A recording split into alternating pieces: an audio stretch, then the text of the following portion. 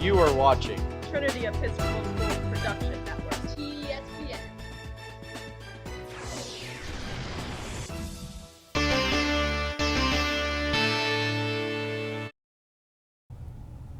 Welcome to this week's TESPN podcast, where my colleague, Senior Tucker Tedderton, and I are thrilled to be joined by our athletic director, Adam Lonon. Adam is in his 8th year at Trinity, girls basketball coach.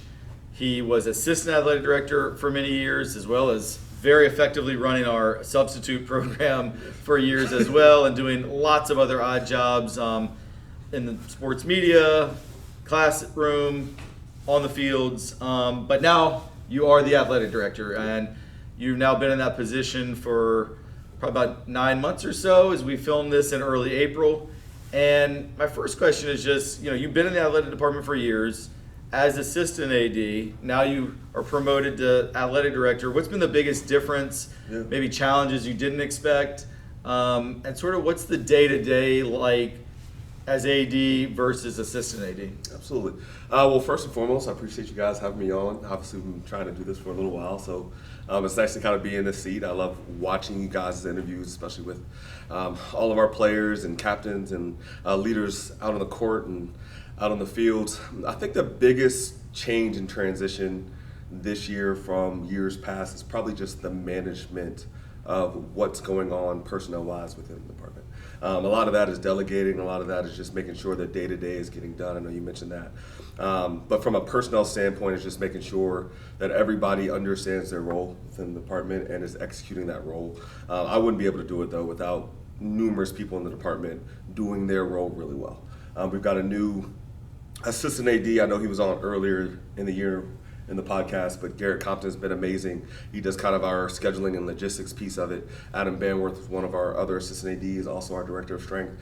He's great as well. And then I've got really good support with Carter Tyree, Diane Gillard. She's amazing at what she does. And I think that's truly when you're looking at a department and how you're managing that, and from the day-to-day is just making sure you're leading them in a way that everything is getting done. And at the end of the day, hopefully you're kind of marking off the things you're looking at responsibility-wise, and that's kind of probably the biggest difference. And they're all great at their jobs, all the people you name, but they're also just great people. Yeah, they are. So I would imagine just the day-to-day working with your department is often pretty fun. Yeah, a lot of laughs down our department, a lot of inside jokes, but in a way that almost feels like family and not so much like you're working.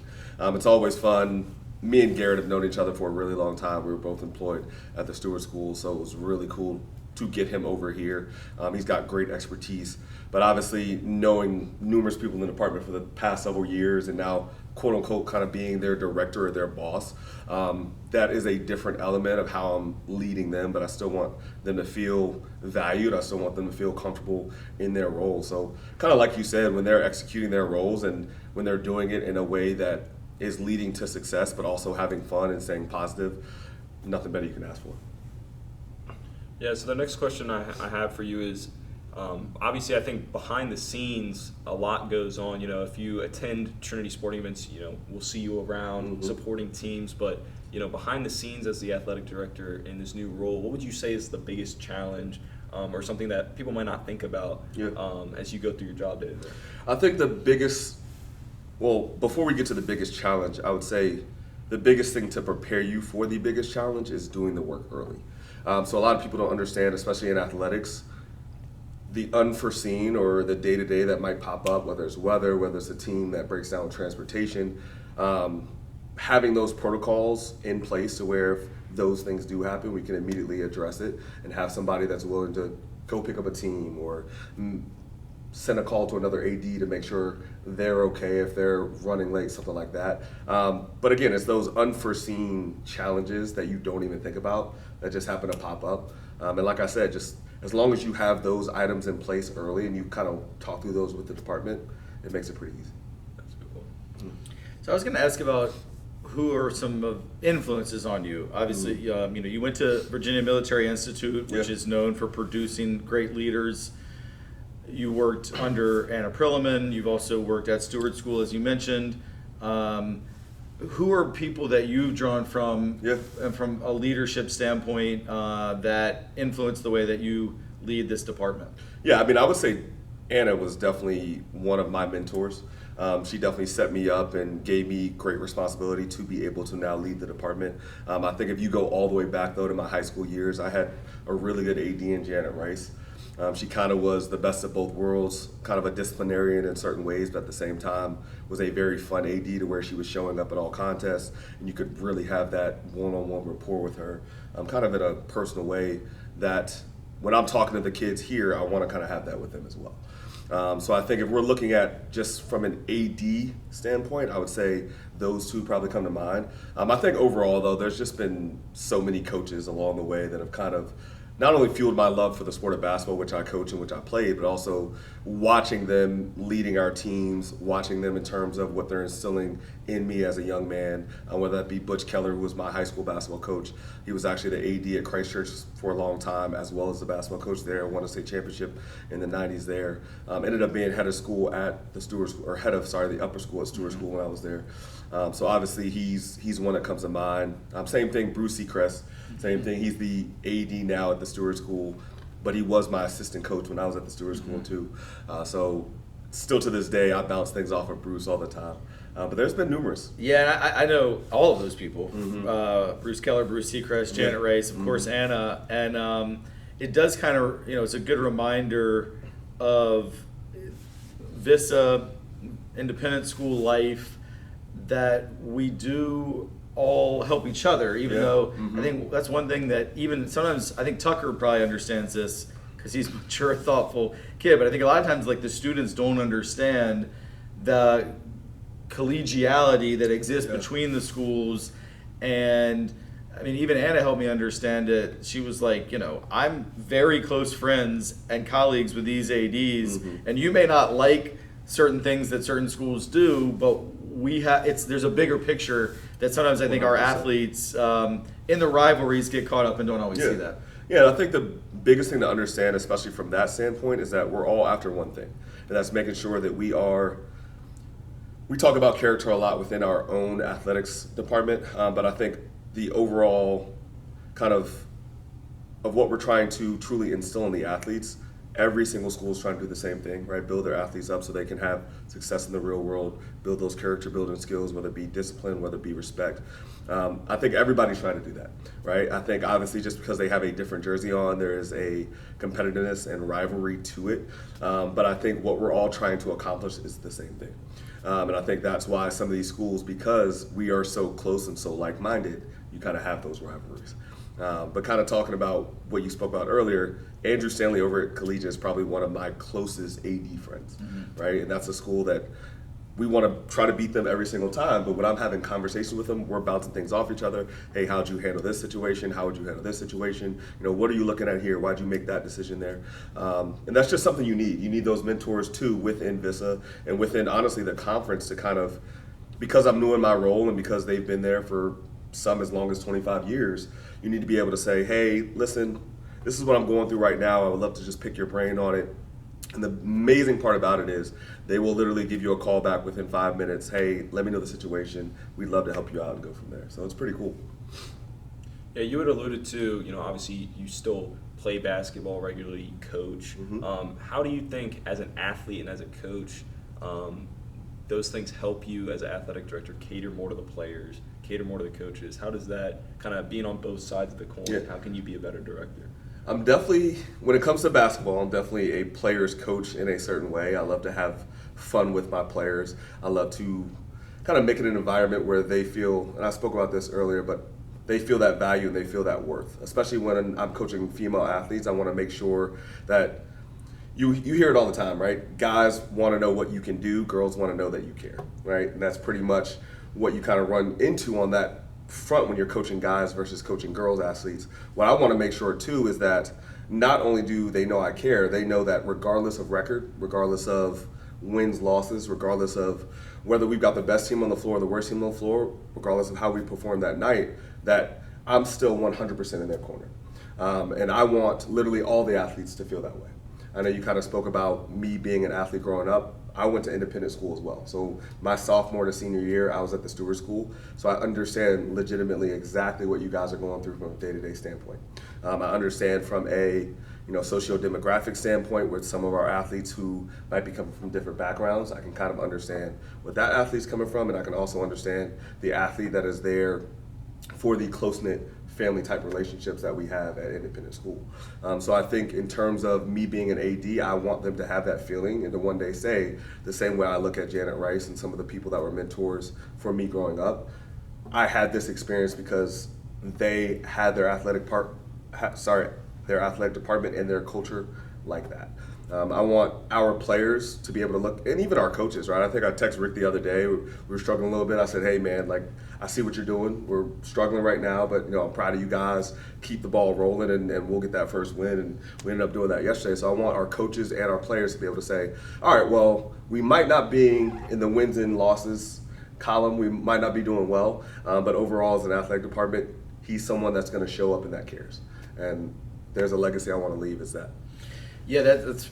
I'm so glad you mentioned that, and that text that I got from Coach Lonon on Saturday morning really came at a good time. It was really, it's almost like he had a sixth sense that I needed a boost, and woke up Saturday morning 8 o'clock, and I already had a message from Coach Lonon saying, "You keep grinding. You guys are, it's about to turn," and sure enough, we have had a couple better results this week. So really appreciate that. And one of my observations, so I was going to ask you, and I am going to ask you, but I want to add a little to the question.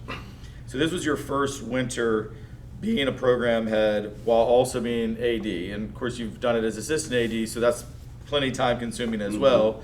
But I wanted to ask you about the challenge of balancing being the head girls basketball coach. Had a really good season, talented team that made big strides from the past couple of years, and it's really been a nice increase in the win total, I think, for 3 or 4 years in a row now. Yeah. But how was it balancing that with your AD responsibilities? But before you answer that, I just want to add kind of an editorial comment, which is because you have coached Division I players, you have coached teams that competed in the highest levels at Vista, won the Times Dispatch tournament a couple of times, LIS championships. Really, really good team. Some of the best girls basketball teams in Trinity basketball history. And then COVID hits. It's a talent drain. And then you coached some not successful teams in the win and loss record. And yet you seemingly steady throughout. I didn't see your commitment level when you were winning 20-plus games waver when you were only winning a handful. And so I guess it's a two-part question, or I'm kind of combining two questions into one. First, how do you keep that consistency regardless of how much talent you have to work with? And then secondly, specifically now as AD, how did you balance the coaching and the AD part? So I think the first part being, I'll actually go back to your initial first part of the balancing. I think with me, the balancing piece was easier than expected just because of the pieces I had around me. So I spoke about earlier just numerous people in the department and kind of them knowing their role and doing their role. I kind of knew going into the winter that I was going to have to rely on Garrett, Adam Banworth, Carter Tyree, and their job responsibilities to make everything work. We had kind of catered the schedule to make sure that with the boys and girls schedule, they were offsetting nights to where if there was a gigantic contest, I was going to still be able to make that. So that was pretty cool and pretty nice. But there is a personal aspect of how are you going to balance that as well. It's not so much even the work aspect, it's also the personal aspect. I've got a really supportive spouse, and she was making sure literally that she was there on the nights that she knew were going to be extra long for me, whether that was the night that we had a game or whether that was the night that we were playing one of our competitors, St. Chris, Collegiate, et cetera, et cetera. So having that support from both not only internally within the department but also at home, that helped a lot. You don't always get that. Some people don't understand how much of a drag athletics can be. Luckily, she owns her own lacrosse organization, so it's twofold. We bounce things off each other. I understand when she's going to have her late nights or throughout the summer when she's gone 4 or 5 weekends throughout the summer, and then when it's time for me to have basketball season, she's there to support me. So definitely a shout out to her to start off, because I wouldn't be able to do it without both those sides of the coin. I think for me, talking about the even keelness over the years, I think I had to take a different look and different perspective once COVID hit, because it was no longer about winning games. It was just how we were going to maintain the integrity of the program and maintain a culture where it was not so much about winning, but it was about, are the girls having a positive relationship with the game? Are they learning the things they need to learn for those lifelong lessons like we spoke about earlier? But also, are these girls now going to be able to shape and mold Trinity girls basketball back into what it looked like before? And personally, I didn't want it to look like what it looked like before, to be honest with you. I came in with really successful teams. Like you said, we won a lot, and it's a really fun winning, don't get me wrong. Right?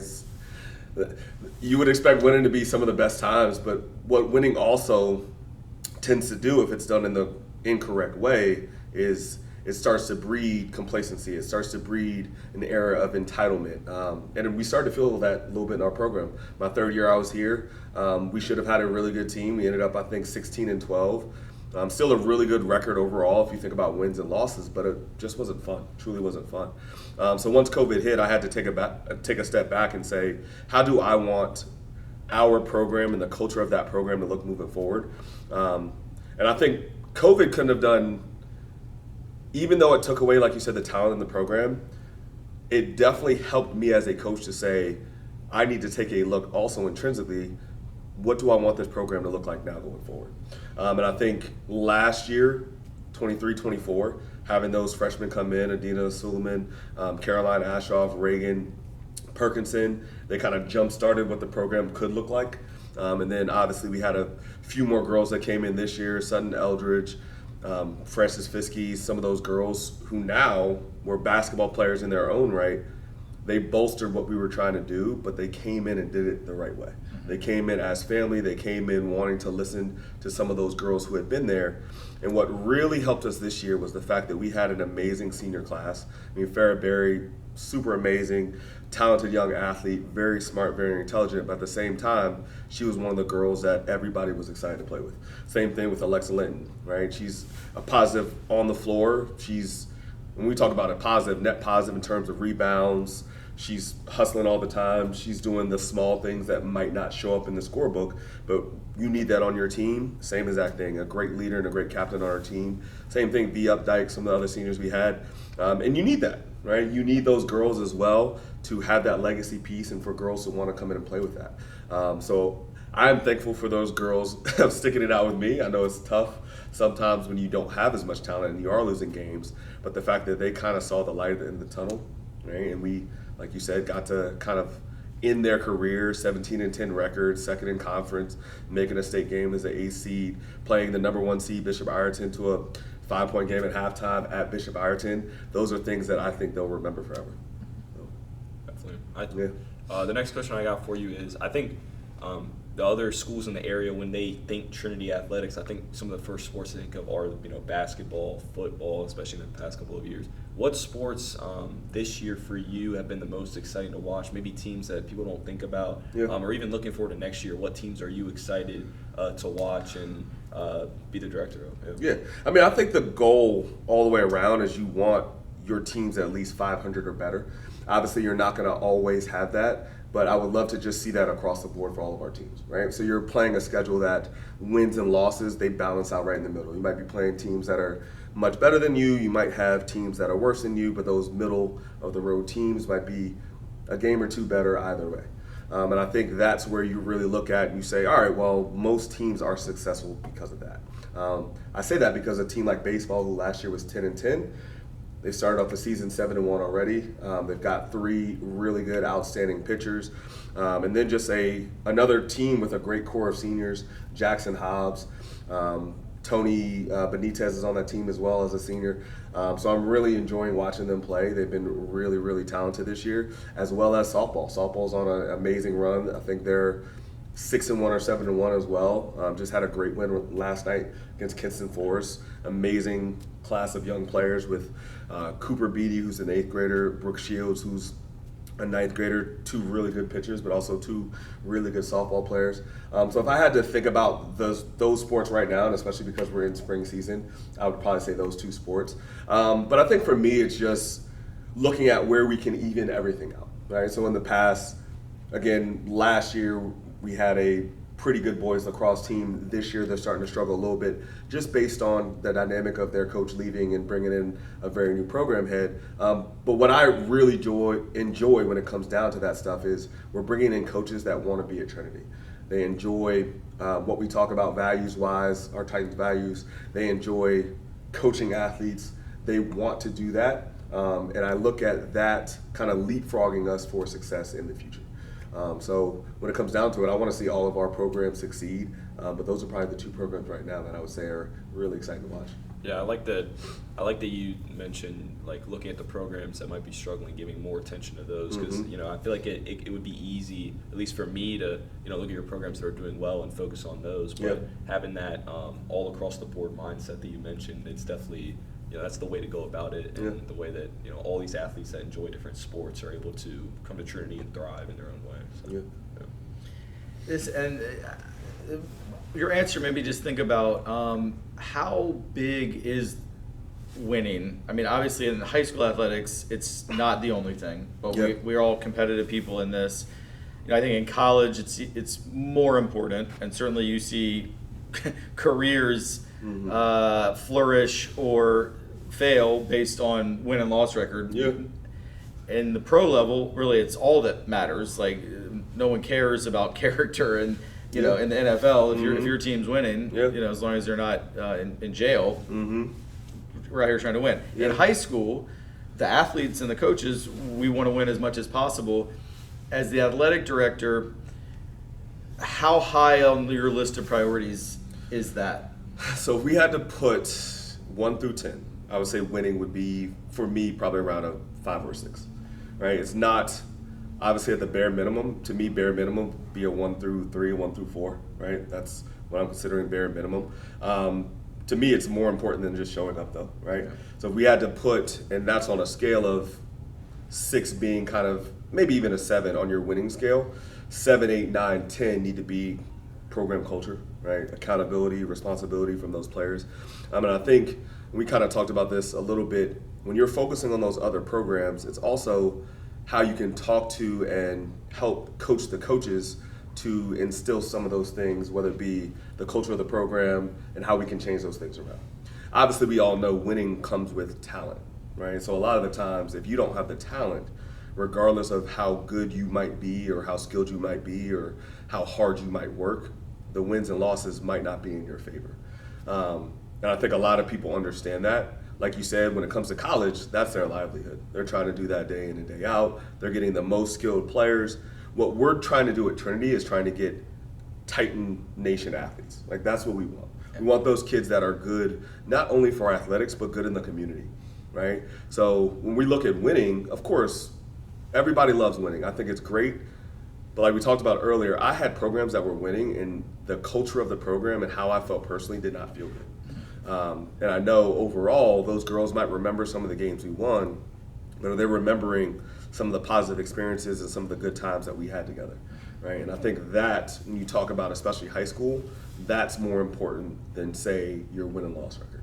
All right, I got one final one. Okay. And it's kind of a legacy question, which is maybe a weird thing to ask in your first year as AD. But let's just say, in a perfect world, that you're in this chair for the next 30 years, so you retire.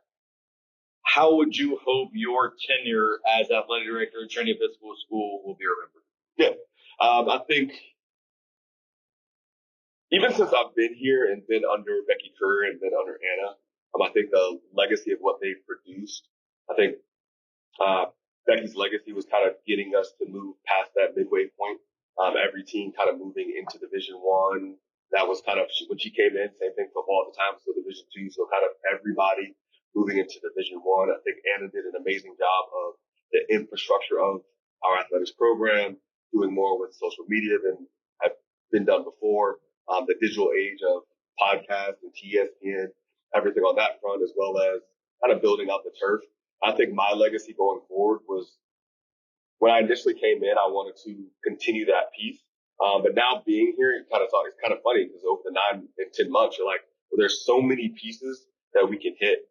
For me, I want more student athlete leadership overall. I want to be able to have programs where not only our student athletes are having those programs, but the parents are educated, whether that be NCAA, whether that be NIL, as all those things start to grow. And then I want to take it a step further, and from even what Anna and what Becky did, is move our athletics program forward in a way of facilities and infrastructures. Hopefully, with facilities, obviously you need the land for that, but hopefully moving us into that piece to where every team has a spot on campus, right? And that means more fields. That means maybe even a field house one day, in terms of you've got the ability now for all your volleyball teams to have somewhere to go. You've got numerous basketball teams between really two sports, right? You've got 5 teams between 2 sports. So late nights for the basketball teams, having somewhere for them to go, but also having other places for student athletes on campus to utilize some of that student leadership. Maybe even a student activity center, to where now they are using some of the stuff they're learning from the podcast and some of the stuff that they're learning through curriculum or even through workshops, where now they're meeting in that set area. And they are now leap forward, or kind of jump frogging again their way forward when they get to college, and being captains and doing that stuff and being able to truly hit it at Trinity. I think because I was a BMI graduate, a lot of that leadership stuff and what they taught us there, I want to be able to branch out and teach our athletes here. And that was probably when I truly looked at the benefit of what BMI was from a citizen standpoint and not a military standpoint. I think that's the biggest thing. So I think going forward, and of course, we talked about the banners. Everybody loves banners. I would love to hang more banners. But when it comes to that, the student leadership piece, and then the ability to hopefully grow our facilities to where, like you said, in 30 years, I would love for campus to look completely different, right? In the last 30 years, I mean, even in your 30 years, right? Completely different between fine arts was the gym, and this building was not here, the one that we sit in currently, Essex Athletic Center. Yeah. So hopefully 30 years from now, having something else. Not sure who would be named after, but some type of student activity center that house numerous basketball courts, house some stuff from a student leadership and workshop standpoint. The Tucker Chatterton student. I mean, it could be. We've got some that 10th million. Maybe Tucker, we can go after him. Yeah. Awesome. This was so much fun. I genuinely feel like we could sit up here and talk for hours here on camera about athletics. Really enjoyed Tucker's questions, and he's such a great example of exactly what you're talking about as a student athlete who has succeeded in the classroom, in the community, and on the fields and track. And I've got a million more questions, but we should probably wrap it up. Yeah, we'll do that for sure. But congratulations on the new gig, and everything's been going great with you. And so, anyway, thanks so much. This is our athletic director, Adam Lonon. Thanks everybody for watching. Get some student athletes back on here next week, and we will see you next time.